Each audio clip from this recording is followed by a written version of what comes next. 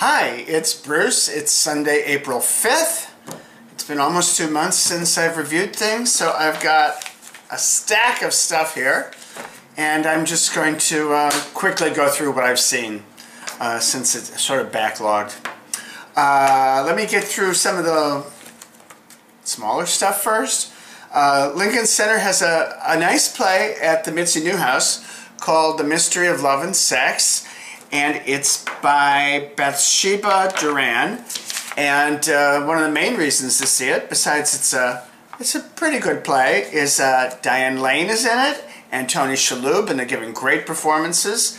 And then as two of the younger cast members, it's Gail Rankin and Manadu Athi.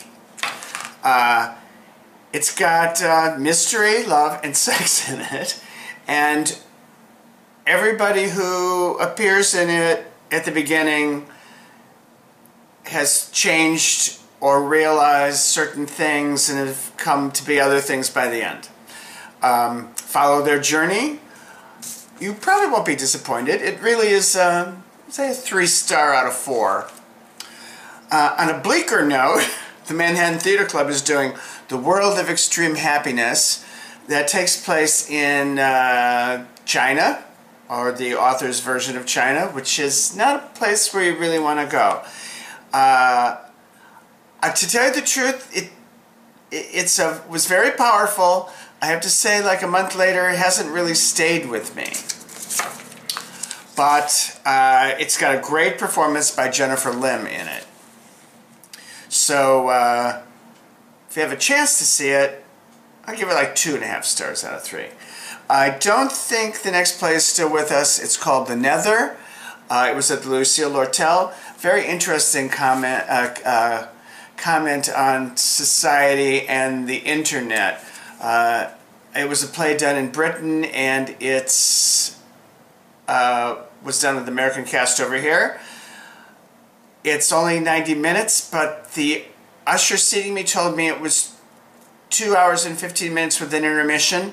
And so I just thought it was getting really long, and I sort of drifted and went crazy, and then all of a sudden it ended. And it's that usher's fault. That's never happened to me before. I sort of like to know how long a play is. I can gauge if I'm there for 2.5 hours, but I was expecting that, and it was going... It turns out that on retrospect, I rather liked it. It's very... adult-oriented and a very strange, futuristic internet sort of play. But I don't believe it's here. Now, let's get to the great stuff, and I saw pretty much 5 really great shows, starting with the new production of Lincoln Center's The King and I by Bartlett Sher, directed. Kelly O'Hara, Ken Watanabe, and Ruthie Miles as Lady Tiang. An extraordinary piece. I have to say, there's been a lot of talk about Ken Watanabe and his diction, and I think he's quite remarkable. I understood pretty much everything he said, but what was great about him was he gave this really, really strong stage performance. Kelly O'Hara was lovely, just as you would expect, and she probably will get her 5th Tony nomination out of this. It's a lovely revival. It's kind of hard to get a ticket, and I highly recommend it. It's just beautiful. Next, we have what might be my favorite show of all of these in certain ways.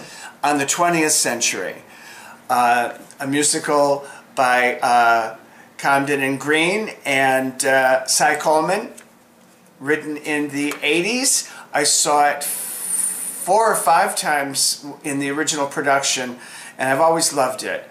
It starred Madeline Kahn, who left the show early, replaced by Judy Kaye, who became a star from that. And I actually saw both of them, and then I went back to see Judy Kaye, and she was ill, and Christine Ebersol was her understudy. So I saw 3 Lily Garlands. However, the reason to see this version of On the 20th Century, besides the fact that I just think it's a great musical that's sort of underappreciated, is Kristen Chenoweth. Sorry, Kelly O'Hara. My Tony vote would go for Kristen Chenoweth. She's just remarkably, she gets to show off her slapstick humor, her funny humor, her dramatic chops, and her vocal prowess, because the score is written in an operetta sort of style, and it's perfectly suited for Kristen's voice. I don't always like Kristen Chenoweth on stage. I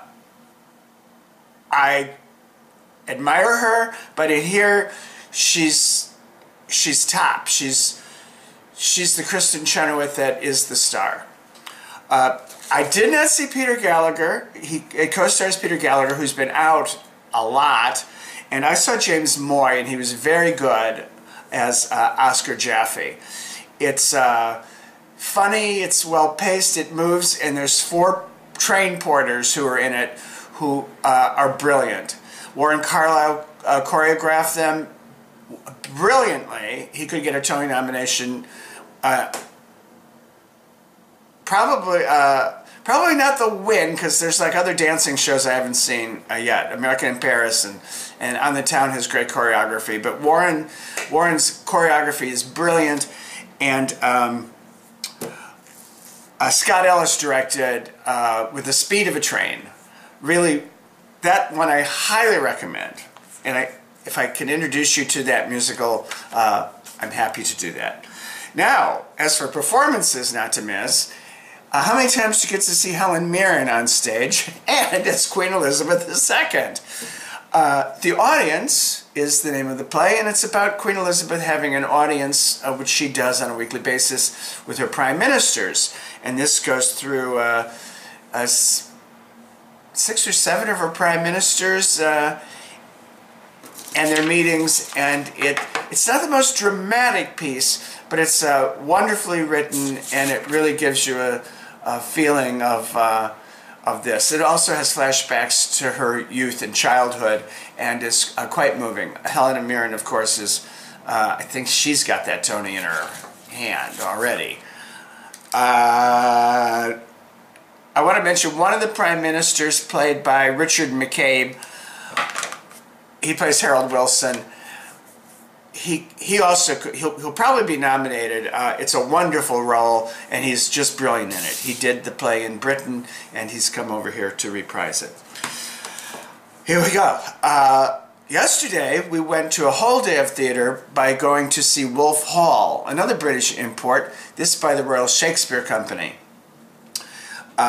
Wolf Hall, parts 1 and 2. Each part is 2 hours and 45 minutes. You go to the matinee. You can see them both in one day, but you don't have to. But we like to see these theater extravaganzas in one day. It's sort of an event. 2 o'clock matinee, breaks a little bit before 5. We went and had a glass of wine before dinner, and then we went to have dinner. Had a lovely dinner. Came back for 8 o'clock to Wolf Hall Part 2. It's the story of Thomas Cromwell, and his association with King Henry VIII during the period when Henry was leaving his first wife, Catherine of Aragon, trying to figure out how to do that, because England was a Catholic country and the Pope reigned over all those decisions, as you probably know. And he fell in love with Anne Boleyn. So it goes through Thomas Cromwell's reign with Henry VIII through those 2 marriages, and into meeting the third wife, Jane Seymour. A brilliant cast. Ben Miles is Thomas Cromwell, and again, there's a definite Tony nomination there. It's actually not an extravaganza. One would think that it would be. It's beautifully costumed and beautifully directed. It flows. It doesn't really get boring. But it's kind of minimal. There's really no set pieces. It's a lovely playing area. But it does hold your interest, although I have to say in the last hour, I could have used a little bit more drama, because it is a long day, and it's subtly played. It's not like fireworks, fireworks, fireworks. It's really a wonderful piece to see. And there were quite a few seats open Sunday at the matinee evening, so ticket availability is there. Look for some discounts. It's well worth the time. I would think something like this would sell out, but it's in previews, and it wasn't this weekend. And going to wrap up with a legend. Chita Rivera returns to Broadway in Kander and Ebb's The Visit, about a woman who is a billionaire who comes back to a small ravaged town where she grew up, and has a plan and an offer for the town. It also stars Roger Rees, who I first saw in Nicholas Nickleby, oh my goodness, what, 35 years ago? And he was wonderful. In this, he's a very good actor. Singing, he gets by on shorter pieces, but when he has to belt a song or hold notes, you can thank him that he's a good actor. I'll put it that way nicely. However, Chita commands the stage as Claire, and she rules over it. She's stately and wonderful. The play is only 100 minutes, maybe. It's over 90. It's about 100, maybe. No intermission. Beautifully staged by John Doyle. Beautiful setting, and the flow of it is quite wonderful. It's rather a little avant-garde and modern, and the Kander and Ebb score is wonderful. I think good old Kander and Ebb, they'll get another Tony nomination for score, and we'll see what happens. So I think I got a handful of Tony Award winnings and nominations that I've seen. I highly recommend pretty much everything I saw, and it's great to be in New York where we can have these events. All right. By the way, today's Easter. Bill went to Washington because the Helen Hayes Awards are tomorrow, and Sideshow's nominated for a bunch of Helen Hayes Awards. So good luck to my husband. We'll see if Sideshow catches some wins at the Helen Hayes Awards. That would be great from its Kennedy Center production. But other than that, I'm just going to order out tonight for my Easter dinner and have a glass of wine. Happy Easter. Enjoy the theater.